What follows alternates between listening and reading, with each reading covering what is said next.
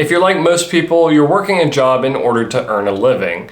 That means putting a roof over your head, getting food, and being able to pay your bills on time. A lot of people end up feeling stuck, whether it's in a job they don't like or in a career that they just don't see themselves doing for over 40 years. And this draws a lot of people to a concept called financial independence. If you're new to the channel, welcome. My name is Tyler Warlow, and I make videos on things I wish someone had taught me when I was younger. And in today's video, I figured we would talk a little bit about the different types of financial independence retire early movements, or FIRE movements. Essentially, financial independence is having enough control over your own money that you're maybe not subject to the whims of a career or a job, and that you actually get to make choices with what you do out of your life. And of course, retire early is like what it sounds, being able to retire before the traditional retirement age. A lot of people end up hearing about FIRE at some point in their financial education, but what a lot of people don't know is that there are different types of financial independence movements. Depending on the person and their personal goals, what type of FIRE they might want to pursue can look very different. So in today's video, I figured I would cover those different types of FIRE and hopefully help you decide which one might be the best fit for you and your future goals. If that sounds interesting, let's go ahead and jump into the video. So the first thing that I want to say if you're coming into this video is that you might want to take the time to establish and learn what your FIRE number is going to be. There's a couple ways of approaching it, and the main two are using either the 25 times rule or the 4% rule. I'll go over these really quick, but if you guys want to see something that's a little bit more in depth, let me know and I can make a separate video. The 25 times rule is essentially saying that you need to take 25 times your annual expenses, and that's what you need in order to retire early. So just to make the math easy, if you spend $10,000 a month, you multiply that by 12 and you get an annual spend of $120,000. Multiply that by 25 times and you get 3 million. So in other words, the 25 times rule says that if you are spending $120,000 a year, you would then need to save $3 million in a retirement portfolio in order to support that. The 4% rule is essentially telling you what you would need to reach based on a safe withdrawal rate. A lot of research has indicated that a possible safe withdrawal rate for withdrawing from a retirement portfolio and not failing within 30 years is about 4%. So again, to use the same numbers, if you're wanting to be able to spend $120,000 in retirement, you would need to take $120,000 and divide it by 4% or 0.04.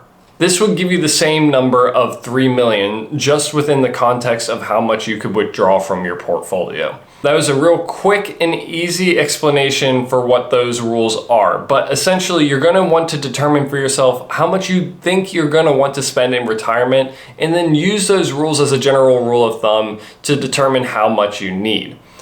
Going from there, we'll talk about the different types of FIRE. And the first three that I'm going to talk about are kind of the three main levels, and then we'll talk about some additional one. First off, you have lean FIRE. What most people think of when they are thinking about this is someone who can live off of $25,000 to $45,000 a year. What I personally define this as is your portfolio is just enough to support your basic living expenses, such as shelter, food, and your bills, but it doesn't really cover much else. Some of the benefits of this is that number usually tends to be much lower. So people can reach it a bit faster than they would the other types of FIRE that we're going to discuss. And because you're trying to live a lifestyle that maybe doesn't require a lot of spending, it results in a lifestyle that is a little less focused on consumerism. However, there are some real risks involved with this approach to FIRE. First off, it offers very little flexibility with your budget. You have to be very on top of your spending and make sure that you're not overspending or anything really unexpected comes up. So you need to be able to effectively and accurately plan your numbers, which a lot of people get wrong when it comes to trying to figure out their FIRE number. Because of this, there's a much higher risk of failure with lean FIRE portfolios because first off, the 4% rule was mainly studied under a 30-year portfolio. So if you're retiring much earlier than that, then a very small portfolio might not be able to support you, especially as you start aging and start building up healthcare costs. Because you don't really have a lot of room for discretionary spending, a lot of people find that this can limit their social experiences with friends and family. You really have to focus on doing activities that might be low cost or free altogether.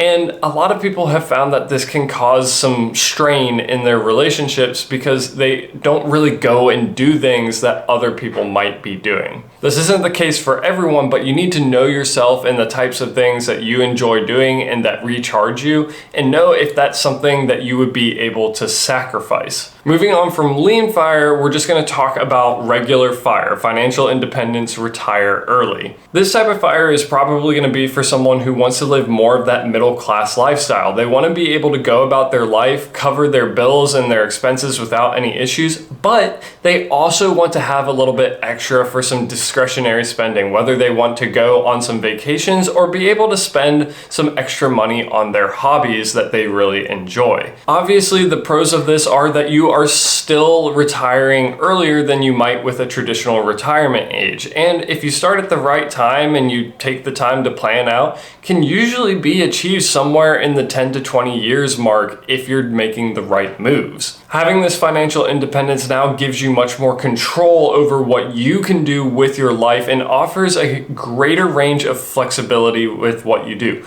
You can choose to continue to stay in your job, or you could choose to go and pursue something completely new or retire altogether. Now, there are still risks associated with this too. Because you're retiring early, oftentimes there is still the risk that doing something like the 4% rule could result in your portfolio failing. There's a lot of different research and a lot of conflicting arguments around this, but the original 4% rule was just intended for a 30-year retirement. So if you're retiring early, it can often go longer than that. So you need to make sure that you do your research, pay attention to your numbers, and are staying on top of things. Another con is that unfortunately, FIRE might not be super realistic for people with lower incomes. And the truth of the matter is that if you're in a job that honestly just doesn't generate enough income for you to have excess savings, then this is going to be a pretty difficult thing to achieve. Another really big thing that a lot of people don't talk about when it comes to FIRE is that most people are trying to pursue FIRE because they're trying to escape a job that they might hate. But when they finally do reach retirement and they retire, they end up not actually being that happy because they've spent so much time focusing on trying to get to FIRE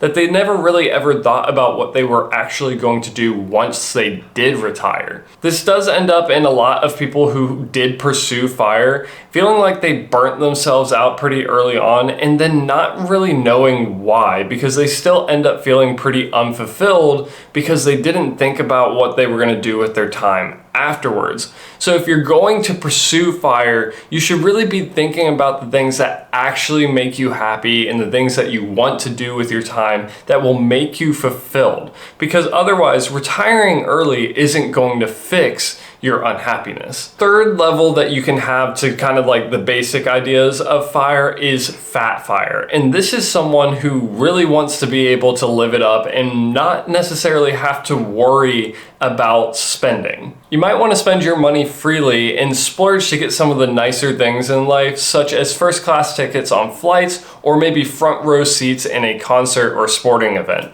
Obviously, out of the FIREs that we have discussed, this is going to offer the most flexibility with your money. You get to choose really what you want to do with it, and you don't necessarily have to focus as much on the budgeting and making sure that you're on track still. You still have to pay attention every once in a while, but not nearly as much, because you know that you've got all of your basic expenses covered, and then that you're going to have that extra money for discretionary spending without having to worry about touching what you have for those basic needs. Additionally, if something unexpected in life gets thrown at you, such as a family member getting sick, Usually FIRE portfolios are much more capable of being able to handle that and take on those unexpected expenses because the extra money was already there, rather than having to adjust and maybe come out of early retirement to cover those additional costs. Now, the truth of the matter is that this by far takes the longest to achieve out of all the FIREs. If you're someone who wants to be able to live lavishly when they retire and you're planning to retire early,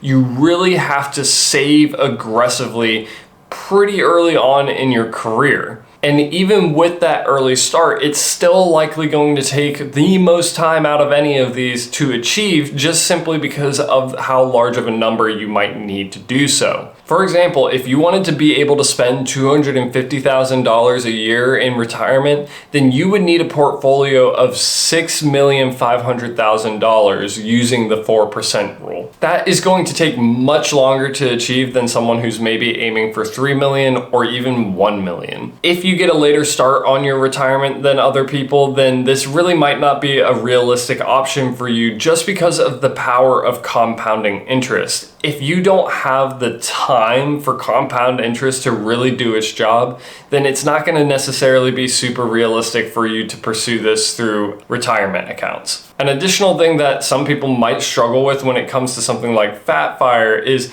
because they've had to spend so long saving so aggressively, a lot of times they've kind of trained that muscle to not spend money. So when they get to this point where it's like, okay, you've retired and you've retired with this huge amount of money that you can spend freely, a lot of people don't really know how to actually do that and feel very uncomfortable spending that amount of money, which ends up with the portfolio just growing and growing and growing to be much larger than they ever actually needed. So those were the 3 main levels of just financial independence retire early. The next 2 things that I'm going to talk about offer different levels of flexibility for different types of goals. The first one we'll talk about is Barista FIRE. Barista FIRE is someone who saves enough that they can then maybe move to some sort of lower paying job and use some of the money from their portfolio, but also the money from their paying job to cover their lifestyle. This can be really beneficial for people who don't really think that traditional retirement will suit them and want to stay active in the workforce, whether that's doing something that they really enjoy, like a hobby job, or doing some sort of work that is just a lot more meaningful and impactful to them, such as volunteering at a nonprofit. But maybe those jobs don't really pay enough to cover the lifestyle that they want to have. This is a good option because it allows someone to get to the point where their retirement portfolio partially covers that, and then that way they can continue working a regular job that then supplements the rest of that lifestyle. Some of the pros for this is that usually with instances like this, you can reach that number much earlier than opposed to just doing a full retirement. Also, because you're balancing it with full-time employment, it's a lot more achievable for most people.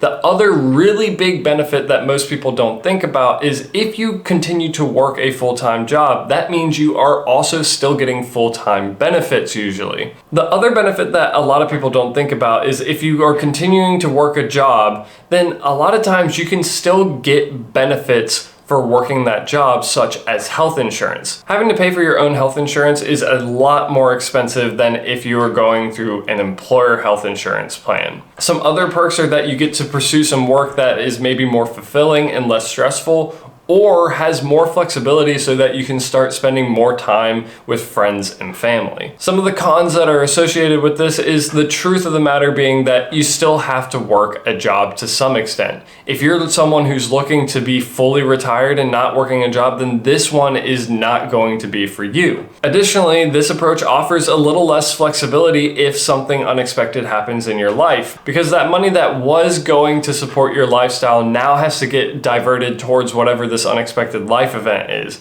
Now you might have to try and go back to your original paying job that was paying more in order to keep up your lifestyle and cover those unexpected expenses. Now, the final approach that we're going to talk about is going to be FIRE. And essentially, this is someone who's going to be saving and investing aggressively early on in their 20s and 30s to the point where they reach a number that they no longer have to invest, but compounding interest does the work for them to get them to their retirement goal by the age of traditional retirement. So for example, let's say I wanted to retire at the age of 65 with $3 million. I can go online, find a F.I.R.E calculator, and what it will tell me is that for my current savings rate, I probably still have about 10 more years of saving at my current savings rate in order to reach F.I.R.E. At that point, if I was to completely stop contributing to my investment accounts, the compounding interest would still get me to the $3 million by the time that I am 65. So 10 years from now, I'll be 37. So essentially that would mean that at the age of 37, I could stop contributing to my retirement accounts and start putting that money towards other things. That is one of the big perks of this approach, is that once you reach F.I.R.E, you know that you're pretty safe moving forward and doing other things with your money. You can use that money to do things like spend on your hobbies more freely, or you can start using that money to start taking on other risks, such as trying to start your own business. It offers a lot of flexibility once you're there, because you know as long as you stay on track, you're still gonna reach your retirement number that you need by traditional retirement. The other nice thing about F.I.R.E is that it offers a lot of flexibility with the plan. So let's say you reach your F.I.R.E age, but then a few years down the line, something unexpected comes up.